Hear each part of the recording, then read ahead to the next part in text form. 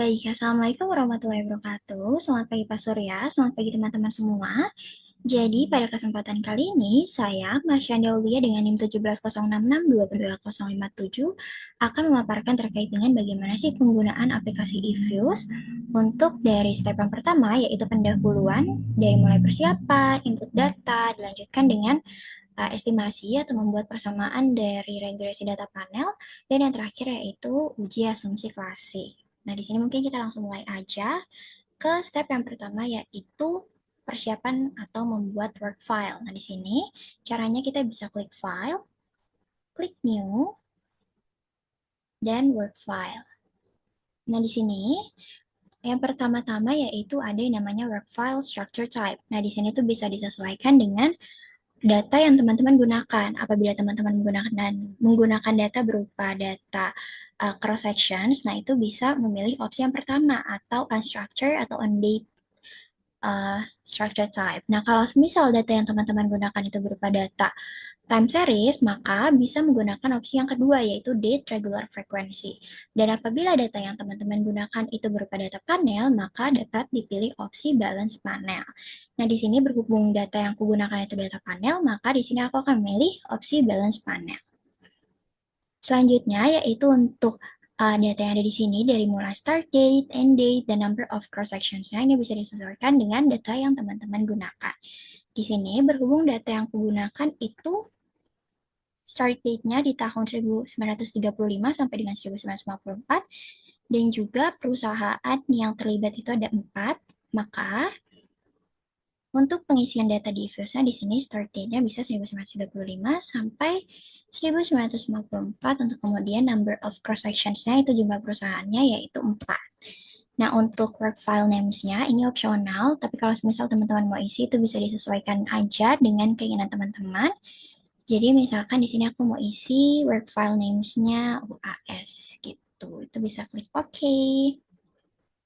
Nah, untuk yang bagian pendahuluan itu sudah siap, yaitu untuk work file-nya. Nah, selanjutnya yaitu kita bisa menginput data atau mengimpor data. Nah, untuk impor data ini itu sebetulnya bisa dua cara. Yang pertama itu otomatis dengan cara import data. Nah, untuk import data itu step-nya bisa klik file, terus klik selanjutnya import dan juga import from file. Nanti selanjutnya teman-teman bisa pilih nih data atau file data yang teman-teman gunakan.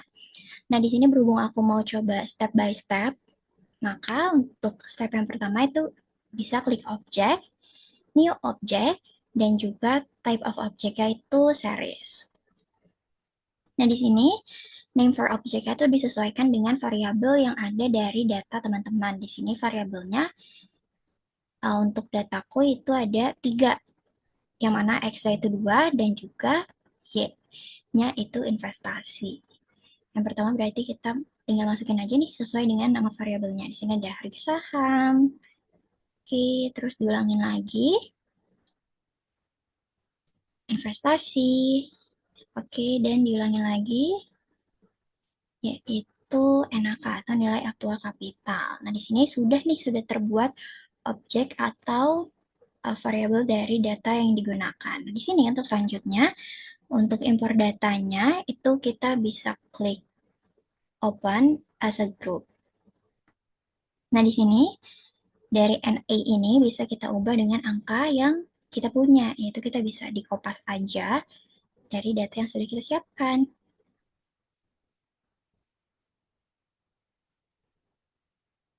Oke. Yes. Nah, di sini berarti sudah terinput nih data yang ingin kita gunakan. Kalau semisal udah, bisa kita close aja. Yes. Kalau semisal teman-teman mau mastiin nih, kira-kira datanya udah benar input nggak sih? Bisa langsung diklik aja nih. Bisa diklik, tuh harga saham udah ada, investasi udah ada, nilai aktual kapital juga udah ada. Seperti itu. Nah, untuk step yang pertama itu sudah selesai. Untuk step yang selanjutnya yaitu estimasi atau membuat persamaan regresi data panel. Caranya kita bisa klik quick dan equation estimation.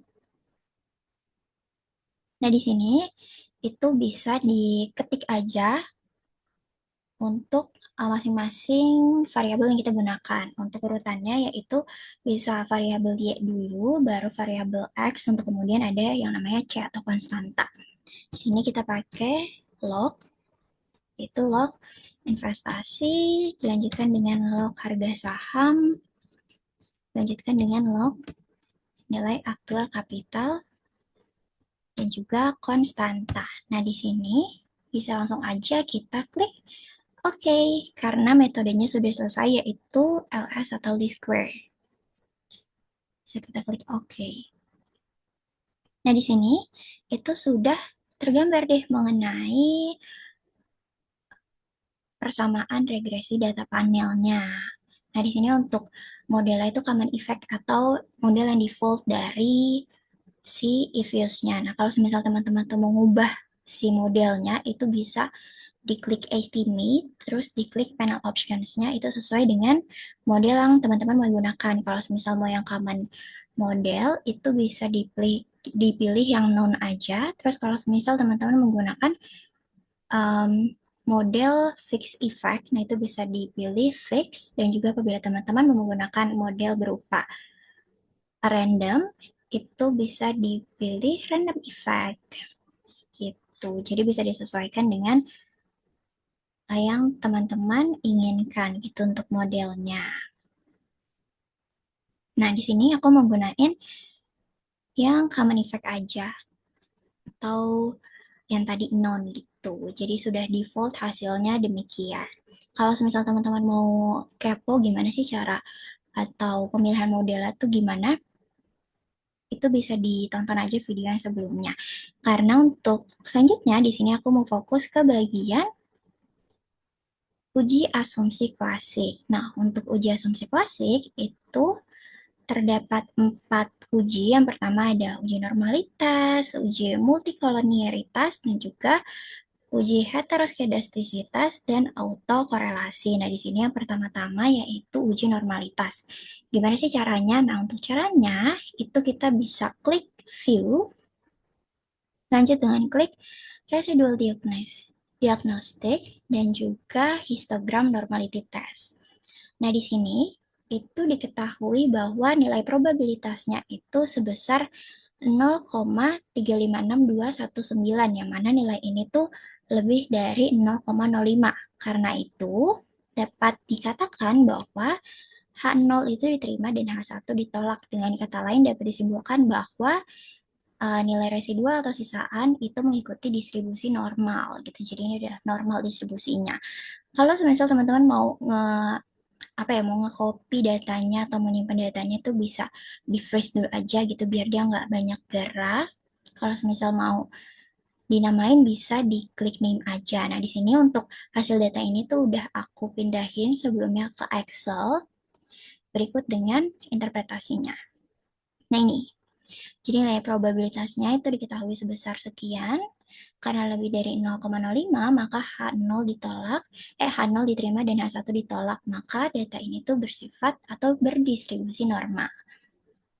Begitu. Untuk selanjutnya, yaitu kita bisa melakukan uji multikolinearitas. Nah, untuk caranya, itu kita bisa klik,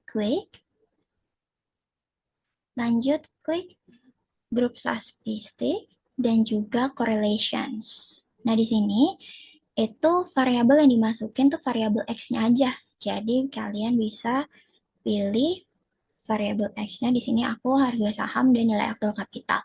Itu bisa diklik OK. Nah, di sini kan udah kelihatan nih nilai korelasinya ternyata 0,314852. Nah, di sini udah aku pindahin juga sebelumnya. Kalau nilai korelasinya yaitu 0,314852.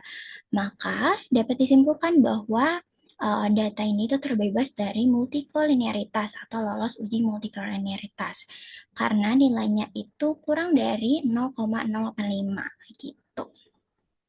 Untuk selanjutnya itu kita bisa melakukan uji autokorelasi. Di sini uji heteroskedastisitas, maaf. Nah, untuk uji heteroskedastisitas itu bisa beberapa cara sebetulnya. Untuk cara yang pertama yaitu kita bisa klik bisa blok data yang tadi sebelumnya.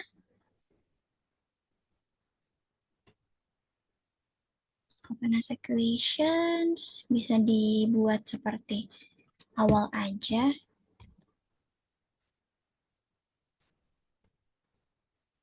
Variabel y-nya dulu.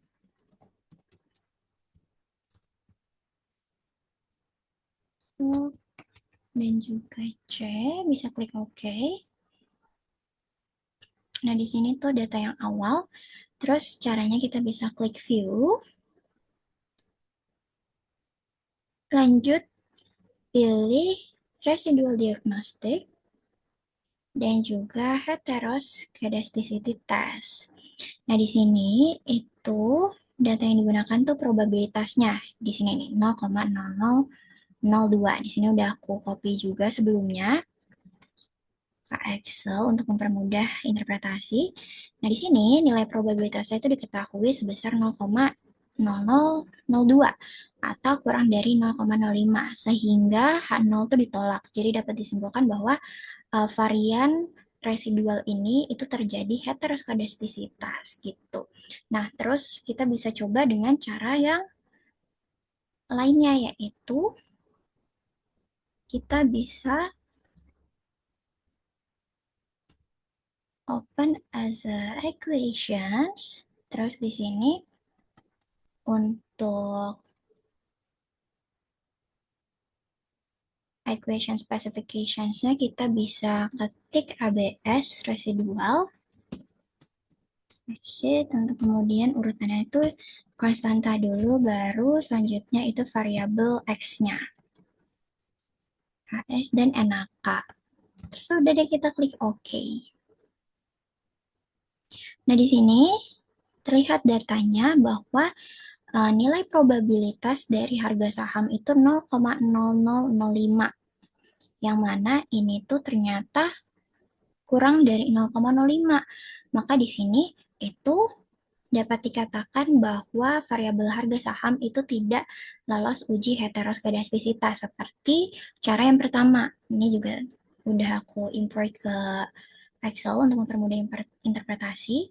Nah, di sini jadi karena nilainya itu di bawah 0,05 maka H0 itu ditolak. Maka si harga saham ini tuh tidak lolos uji heteroskedastisitas. Tapi ternyata untuk variabel X, NAK atau nilai aktual kapital, itu nilai probabilitasnya 0,0726, yang mana itu lebih dari 0,05, sehingga H0 diterima, atau dapat disimpulkan bahwa variabel NAK itu lolos uji heteroskedastisitas.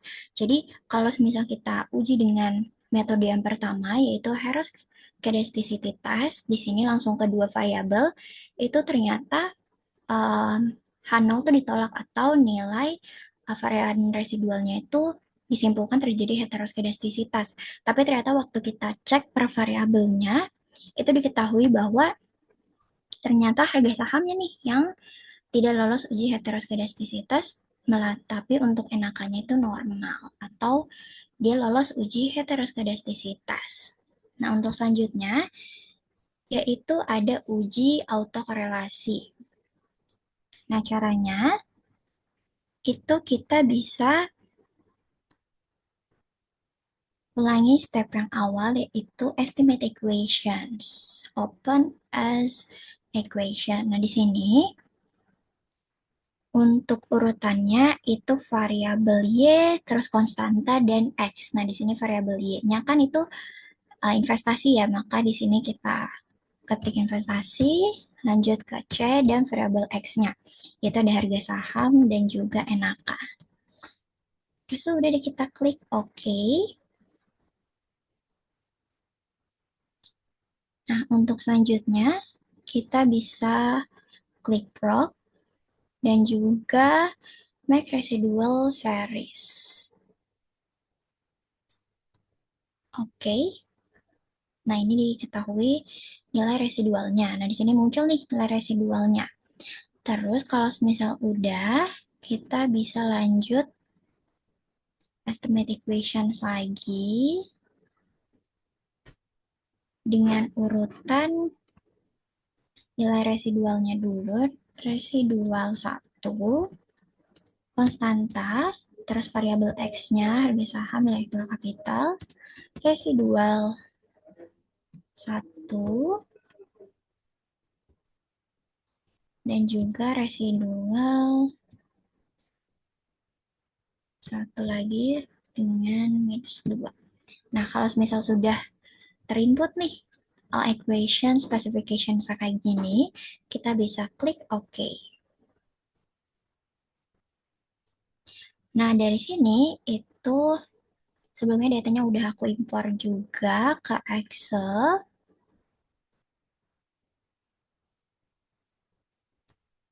Atau kita bisa impor ulang aja kali ya, biar bisa melihat data realnya. Kita copy, terus kita paste di Excel-nya.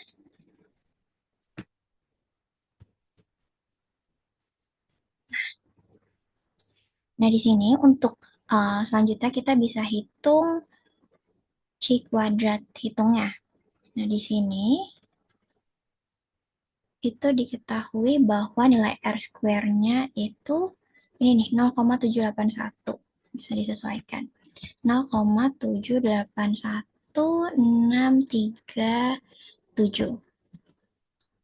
Nah, di sini untuk C kuadrat hitungnya, itu rumusnya ada N dikali dengan R square, regresi auxiliary atau nilai R square dari ininya. Nah, dikarenakan nilai N-nya itu 80, maka kita bisa kalikan nilai 80 dengan nilai R square-nya. Diketahui hasilnya sekian, atau 62,531. Dan di sini itu kita perlu tahu C kuadrat tabelnya dengan alfa 0,05 dan DFA tuh di sini 108. Untuk cari tahu DFA itu caranya ini, jumlah baris dikurangi 1 dikali jumlah kolom dikurangi 1. Nah, di sini sudah diketahui C kuadrat hitungnya itu 62,531. Maka dapat dikatakan bahwa C kuadrat hitung 62,531 itu lebih kecil dibanding C kuadrat tabel dengan alfa 0,05 dan DF 158, yaitu sebesar 188,332.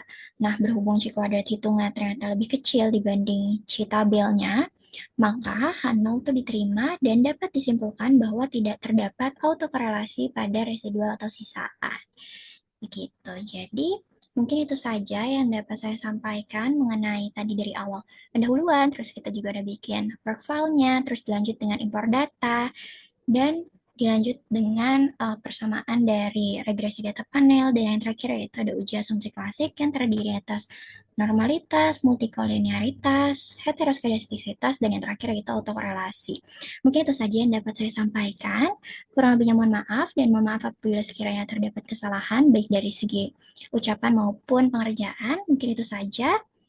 Terima kasih. Wassalamualaikum warahmatullahi wabarakatuh. Semoga video ini bermanfaat.